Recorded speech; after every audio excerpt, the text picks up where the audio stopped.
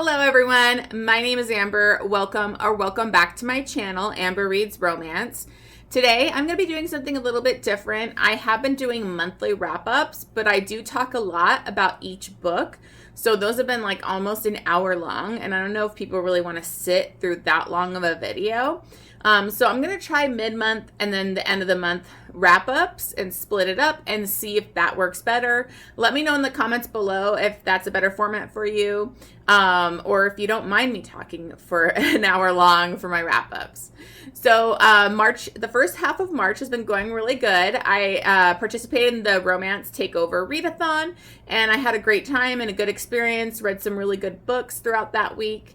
More info on that. I didn't do a vlog or anything. I'll just go over my thoughts on each book here. But I did have like reviews and postings and all that kind of stuff on my Instagram, and I'll have that linked below if you want to follow me on Instagram or see what I said on each of those books. So let me go ahead and get started. I read 11 books for the first half of March. And the first book that I read was actually an audiobook arc. And I've never read from this author before. It was Good Girl Fail by Roni Loren. I hope I'm saying her name right. And this was actually a really fun read. It was an MMF romance. So it was a poly romance. So they're all involved with each other. They're all in a relationship. And it starts out with O'Neill, our heroine. She's a very like good girl, very sheltered. Her grandparents raised her, and they were extremely strict and kind of controlling in her life. And she wanted to go to like a different school than what they wanted her to go to. Her mother had been murdered in college. Her mother had her at a young age. She didn't know who her father was. And so her grandparents raised her, and they were very strict because of what happened to her mother. So she's had a crush on her best friend's brother. So this does have best friend's brother in it. And that was Auden. And she's had a crush on him like near the end of high school, her senior year. She kind of has an interaction with him. They kiss.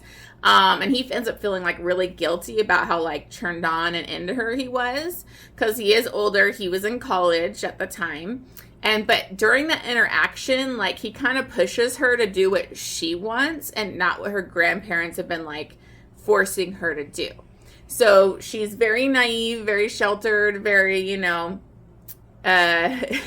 virginal kind of heroine.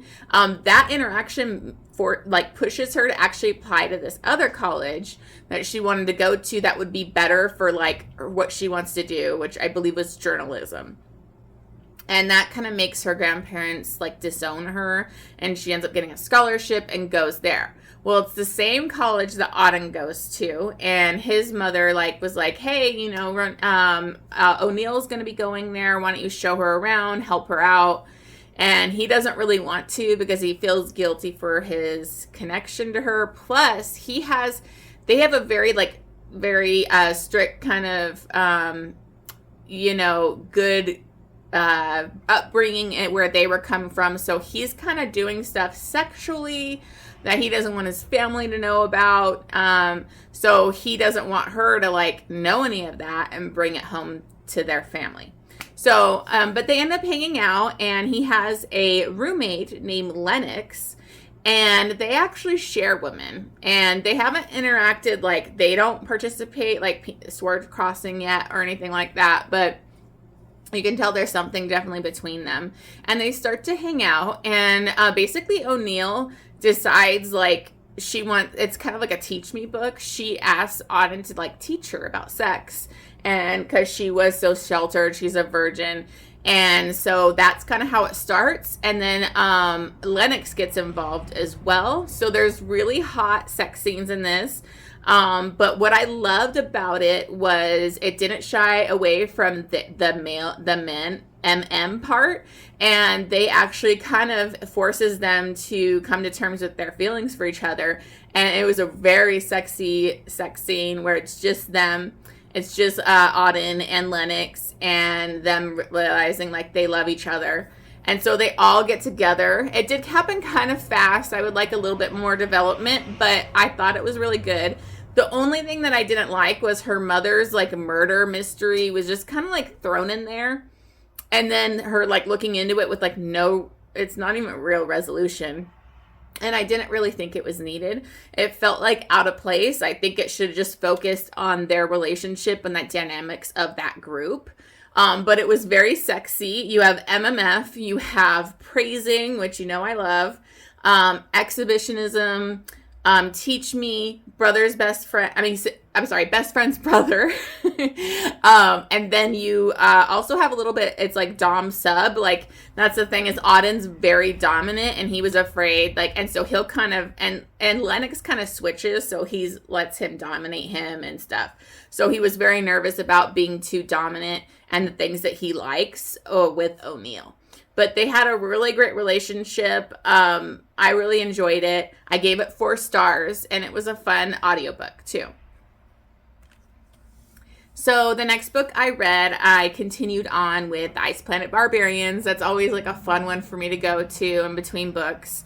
And I read Barbarian's Touch. This is book number 6, and this is between Rokon and Lila.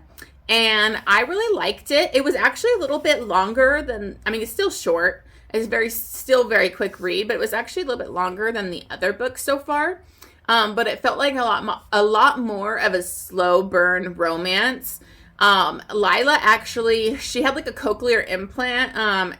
She's the female human, and they had in their previous book they found them like additional humans and woke them up. So it's like her and her sister got woken up, and she had a cochlear implant because she can't hear, but it's gone now. Like the aliens that kidnapped them like obviously took it, so now she can't hear. Her sister can communicate with her, but like that's it really. Nobody else can really communicate with her, so she feels very like on the outside and not understood.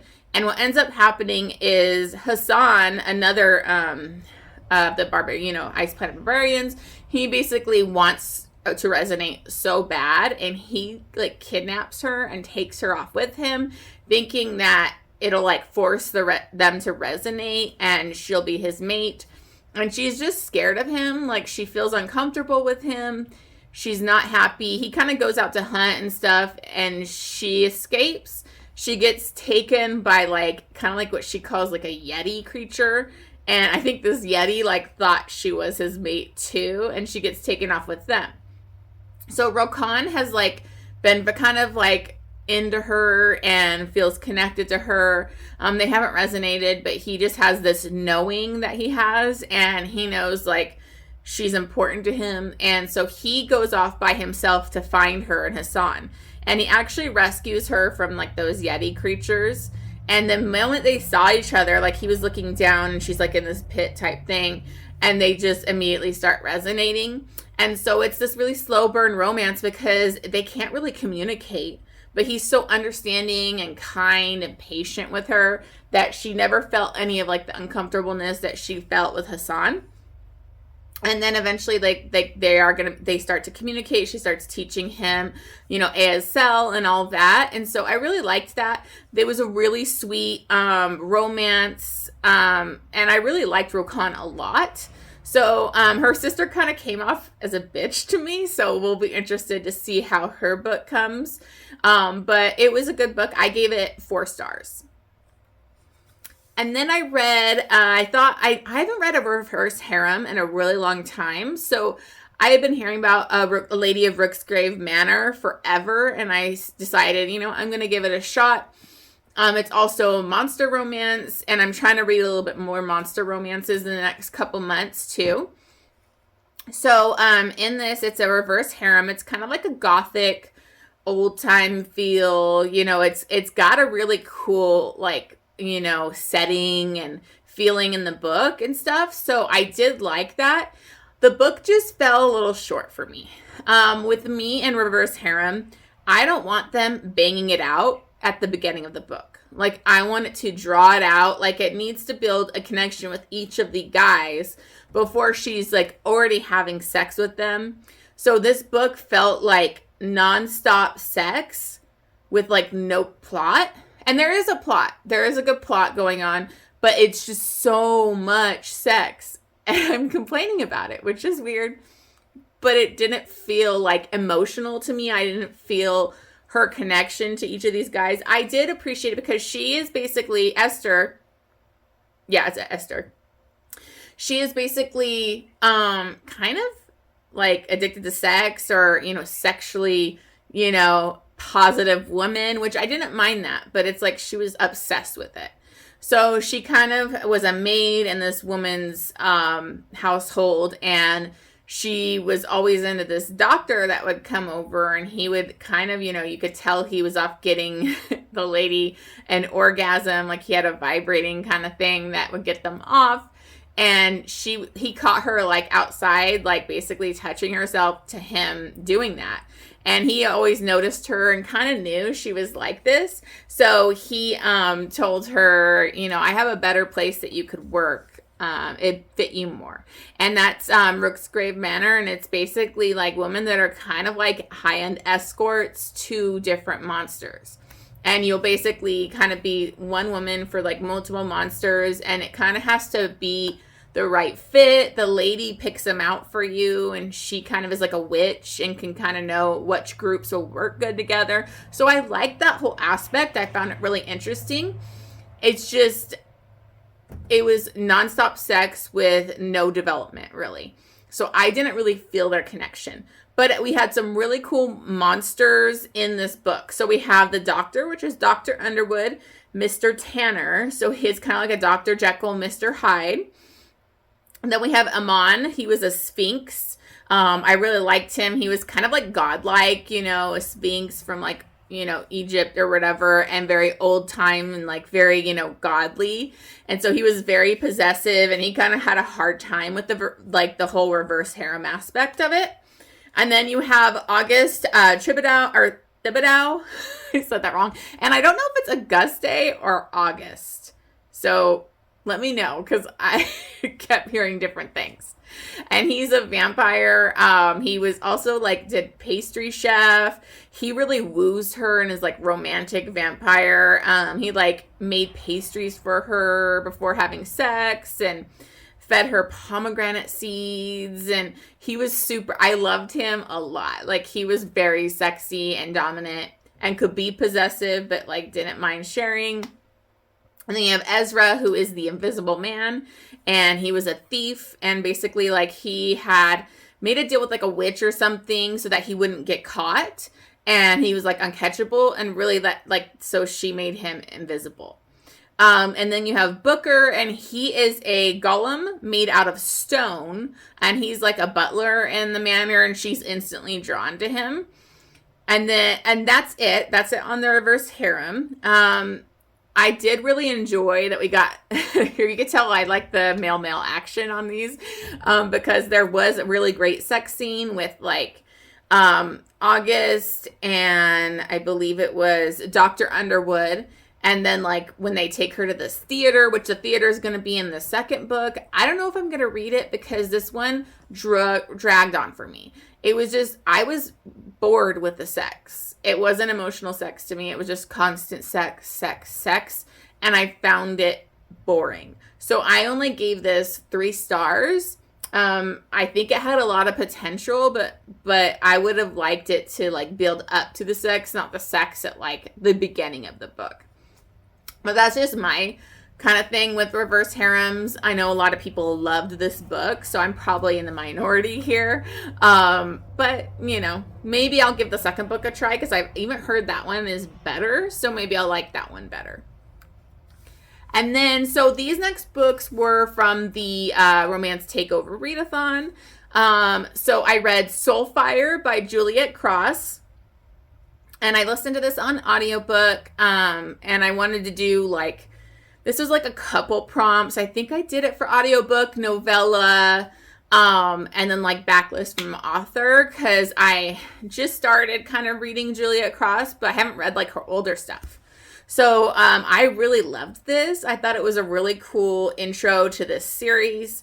It's between Lucius Nightwing and Jensen, and it is Nightwing number 1. in the series, and it's basically this world where it's Morgans, where they're like half human, half dragon, and they're living amongst humans, but it's kind of like a conflict. It's kind of like a contentious thing of them being kind of living amongst each other, but like humans hate them, and some humans are accepting, but you know, it's pretty divided. And basically, like, there's different, like, I can't remember what they're called, but there's different sets by like the color of their wings, and he's the leader of his. And Jessen's basically a human, and she's the daughter of a very like powerful man, rich man, and he hates the Morgans. And he's like trying to force her into a marriage with this sleazebag. She doesn't want anything to do with it. She went out to like a Morgan dance, like a club, and she happens to bump into him because a fight breaks out there, kind of over her. And he basically takes off with her. And he could tell like she's like his fated mate, but he doesn't want anything to do with it. So he tries to fight it, but they can't just like stop this pull to each other. And it was very sexy. It was quick. It was fun. I really loved it. I gave it 4 stars. So I'm definitely excited to continue with the series. And then I read, The Love Hypothesis, and I did this one, mostly for, the hyped book. Because I've had this book forever and I just never picked it up because it is so hyped. I usually don't go for like the cartoony, contemporary, traditionally published books. I just don't. I'm more of like indie published authors and dark romance kind of girl. So I thought this would be a perfect time to finally get me to read this book. I don't really get why it's a Raylo fanfic. Honestly, it's just, that's Adam Driver, obviously, but I don't really see it. But I enjoyed it. I don't think it's worth the hype. I gave it 4 stars. It's between Adam and Olive, and Adam is kind of, it's like a grumpy sunshine, which I love those. And he is basically kind of like one of the doctors, the teachers, at this academia that this is at. And Olive is, I think, a third year PhD candidate. And he's kind of viewed as like the asshole teacher. Like nobody likes him. He's really rough. I mean, like tough on grading and kind of demolishes these people. So a lot of them like hate him. And they actually had an interaction, but she's not really aware of it. But he remembers it from when she was first applying to come and doing like interviews or whatever. And she basically runs into him one night because she was working late in the lab, and she had told her best friend that she was out on a date because she's trying to get her best friend to go out with a guy she dated. She didn't really care about him. She wasn't really interested. She's kind of doesn't really care about like sex or dating or any of that kind of stuff. It's not interesting to her. She doesn't really, it doesn't mean anything. And the guy, she didn't really feel a connection with him. They only dated briefly. But her friend, like, really likes him. But so she wants her friend to go out with them. But her friend's a good friend and doesn't want to, like, do that since they dated. So she told her, well, I'm going on a date. Like, I don't really care about him. You should go for it. So her friend happens to be coming into the lab. She sees her and she knows, oh, no, she's going to know I'm not on a date. So she randomly grabs Adam and kisses him. And he's just like thrown off, and then this whole awkward situation. But so basically what they end up doing is fake dating. And he says it would help him for X, Y, and Z reasons. And she does it so her friend will date that guy. And it does work. And so it's kind of like a slow burn romance between them. Because she really isn't the romantic or, you know, sexual type. But they have, and you can tell that Adam has basically been pining for her this whole time. Like, she doesn't even think he knew who she was and all that kind of stuff. So I really liked this. I didn't like give it 5 stars. It was like more of a 4-star to me because it did drag on, a little bit for me, but that's like my style. Like, I'm not totally into like the contemporary, like cutesy romances. So I did enjoy it. It was good. Good grumpy sunshine, good pining hero romance. Okay, so then I went on to Stacy Reid, which I've just discovered, and I can't believe I'm so late to this party, but I read My Darling Duke, and I've been looking everywhere for this book after listening to this on the audiobook, and it's like, it's not really available. So I don't know if anyone knows where I can get this. Like, I tried on Amazon, it wasn't available. Like, I've tried on Mercari, eBay. Like, I've been having trouble finding, like, a good copy of it because I really want this book for my collection. So, anyways, My Darling Duke was amazing. It's the first book in the Sinful Wallflowers, and this is between Alexander, Duke of Thornton, and Kathryn. And in the beginning of this book, it's so adorable. It's like this group. It kind of reminded me of Lisa Kleypas with the Wallflowers, except these girls are willing to go a little bit further to get what they want, where it's a group of wallflowers kind of coming together, sick of like basically waiting for a man to come to them and deciding we're going to do whatever it takes, no matter how devious it is, to get our husbands. And so Kathryn actually doesn't really care much about getting the husband. She's more worried about her sisters and getting good matches for them. So she had come up with this plan and tells it at this like little meeting with the Wallflowers about how she is going to pretend to be the fiance of Alexander, who is kind of like hermit off on his own, never comes out into society. He's out in like Scotland, and he's never seen around, but everybody talks about him. There's a lot of mystery. So she thinks, I'll just kind of like let it loose to like, you know, the newspaper, like the column, you know, I think it was like, I don't remember which column it was, but to like let that journalist or whatever know that I'm actually his fiance, blah, blah, blah, blah. And then I will let that like bring me up into society a little bit, get me some tension, and then that will get attention to my sisters and give them matches. And so she does this thinking he'll never find out. They've written so many weird like tall tales about him and he's never responded. But of course he does find out. And he is a scarred, disabled hero. So this is a Beauty and the Beast retelling, one of the best Beauty and the Beast retellings I've ever read. I loved this book so much. And he finds out, and what was amazing about it was he shows up at a ball and she's like, oh crap. And her friends are like, you can't run away. Like, you have to address it now. You have to go to him or people will know. And so she goes up to him, they talk, and he's like, can I speak to you privately? And so they go privately, they talk about everything. And he was actually wearing like kind of like a half mask thing to cover his scars. And he basically calls her out, but he's interested.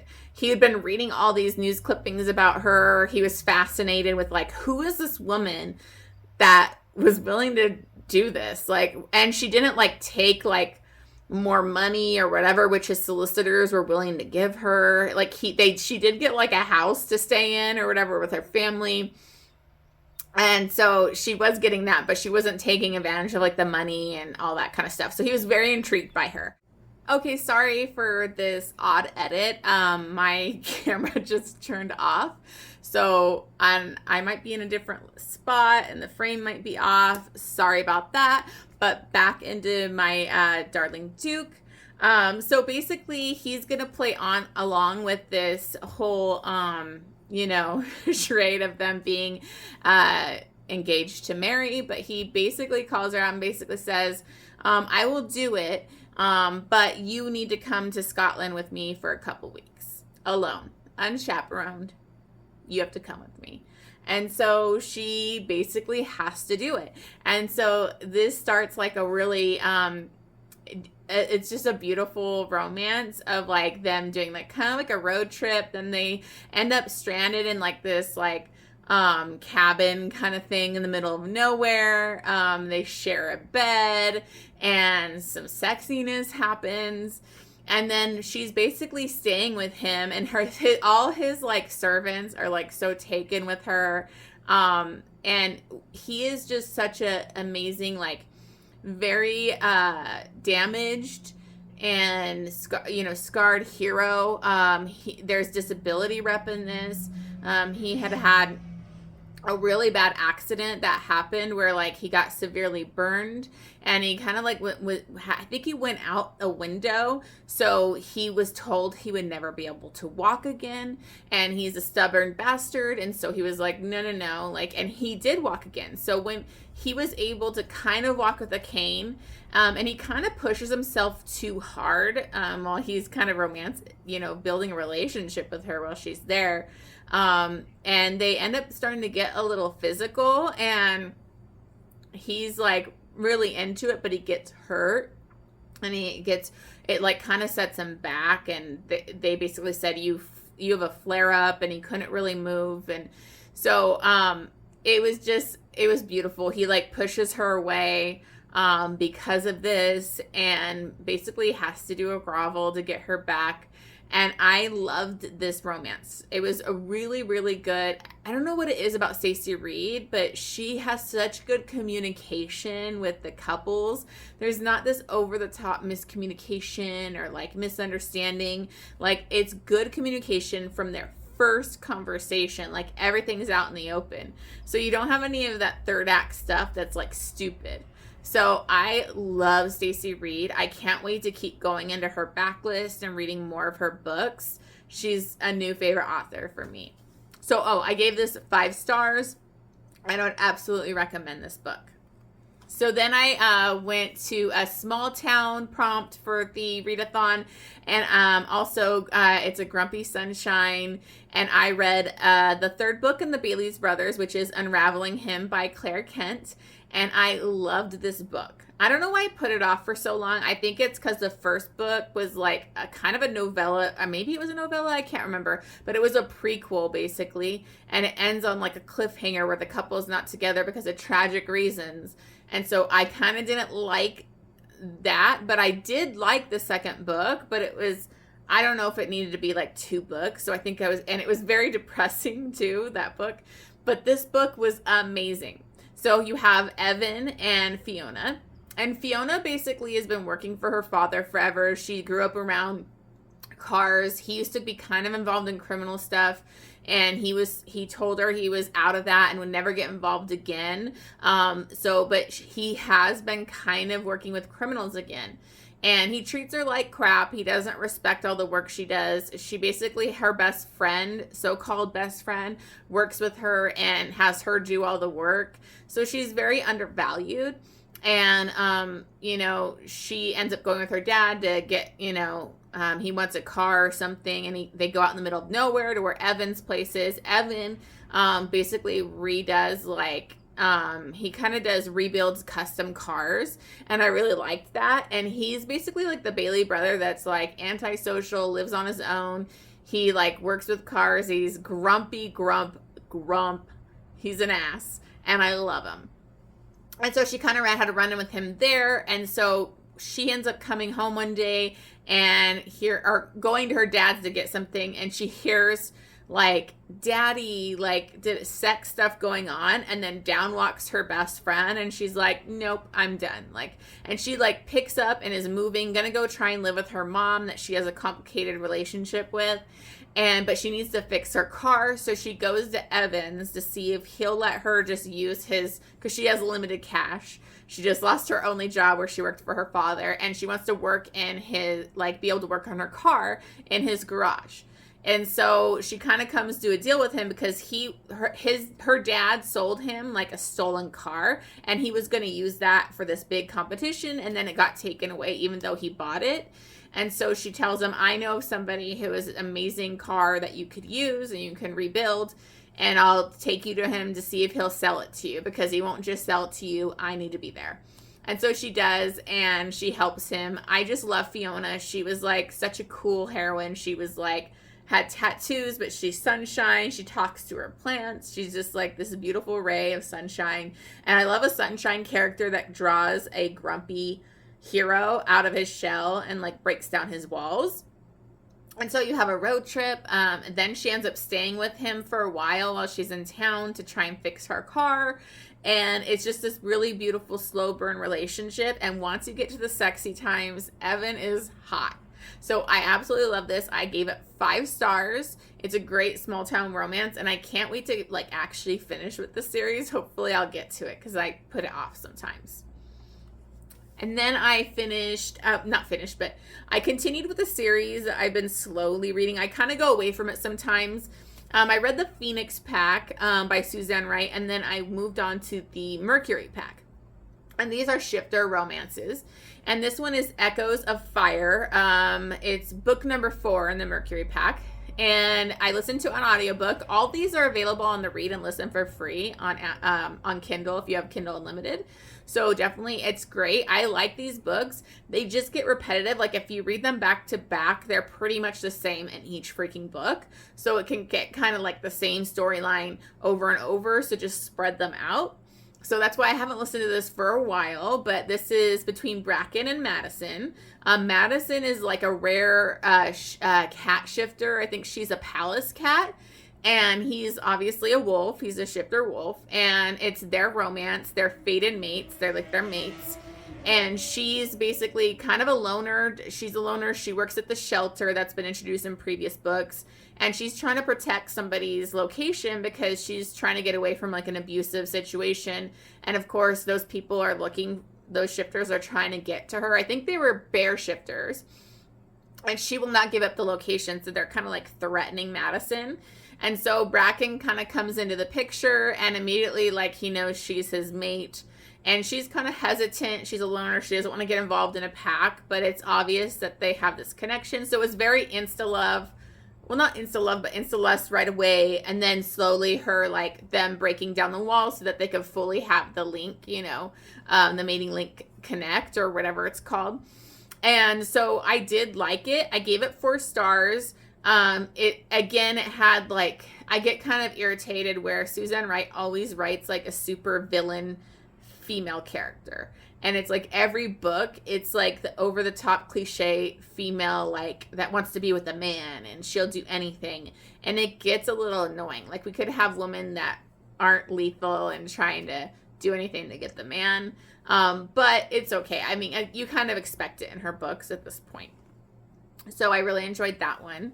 And then I finally read Mafia, Madman by Mila Finelli, and I'm so excited. Like, this book was so amazing. I really wanted to read this, and then I need to jump right into, I think it's Giulio's book, where it's Fausto's son. But anyways, this is between Enzo and Gia. Enzo was, and I'm sorry, this is book number 3 in the Kings of Italy. So this is after the Mafia Mistress, and I think it's, I forget what the other one is called. Sorry, it's like the Mafia Mistress, Mafia Darling duet. And so in that duet, Enzo gets kidnapped because he fucks over Fausto. And he gets kidnapped and tortured, interrogated, badly tortured by Fausto. He ends up getting away, but he's basically on the run. And so he's very, wants revenge against Fausto. He's had to be away from his kids. His wife and his kids kind of went into hiding under a different name, I think in, Europe or, London or something. And his wife ends up dying kind of, not involved with the mafia or anything, but his kids don't have their parents now, and he wants to be with his kids. He's very angry. He had a lot of issues from that torture.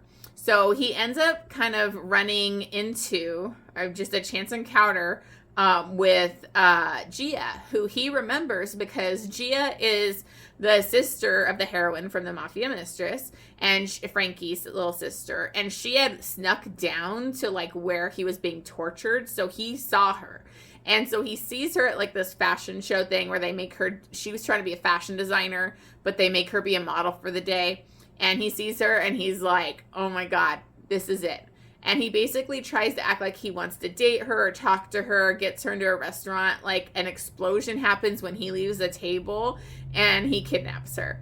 And so he had the explosion so it looked like she died and had another person's, female's body to be her. And so nobody would know that she was actually alive and missing.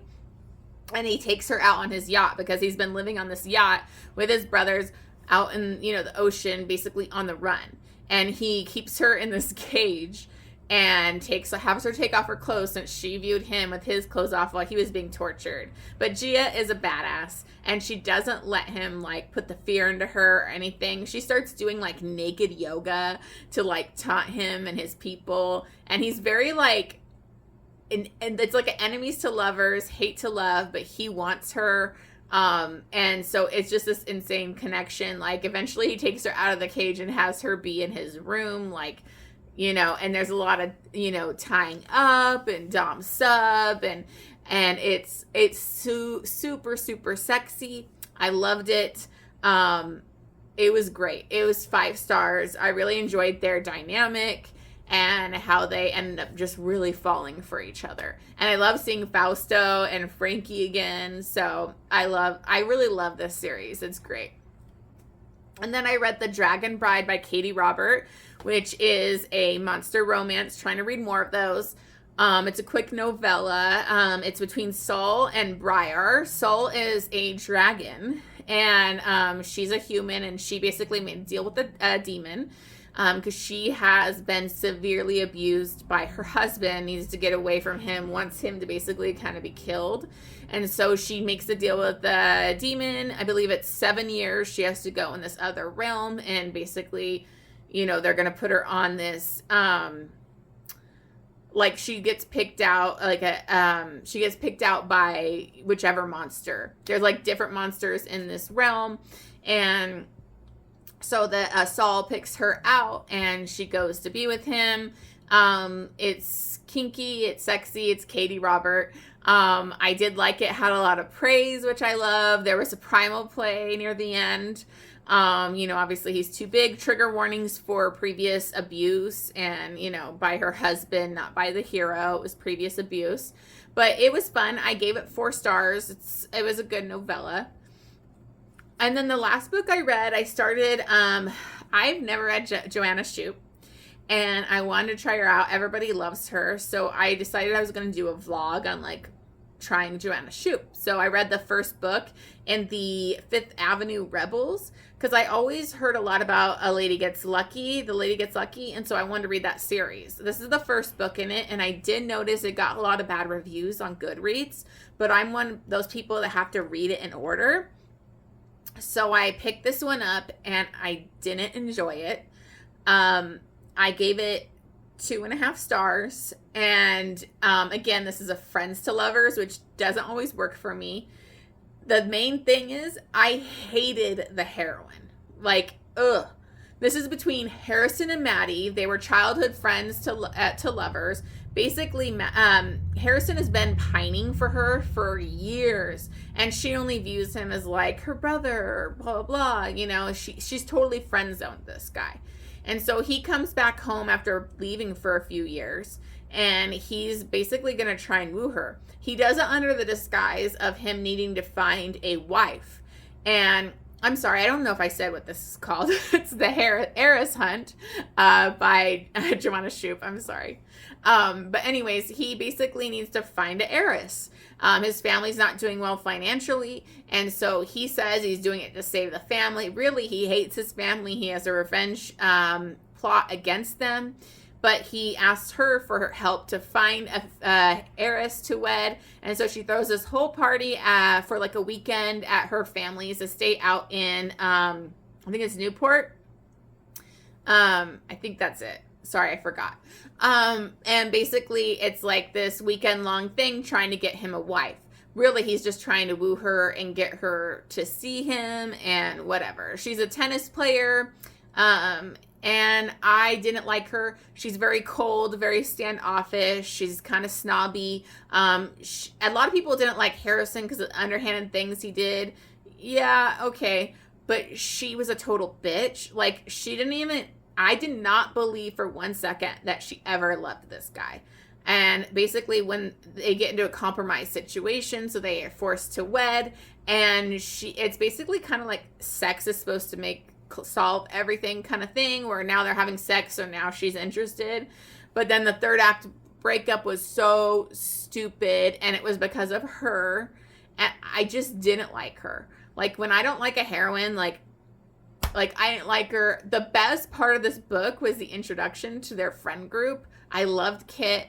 I loved Nellie. Like, I can't wait to read their books. So I'm really excited I'm doing the vlog because it's making me continue on that series, because this first book just really wasn't for me. I didn't like it. I didn't believe that they were in love. I believed he was in love with her, and she just was like, okay, and went along with it. Anyways, those are my books I read for March so far. I still talked a really long time, so maybe this mid-month thing is going to be the better way to go. Thank you so much. Please remember to like and subscribe. I am newer to BookTube, and so I would really appreciate you subscribing. I will see you again. Hopefully, I'm going to be posting a couple other videos soon with the vlogs and everything like that. So I will see you on the next one.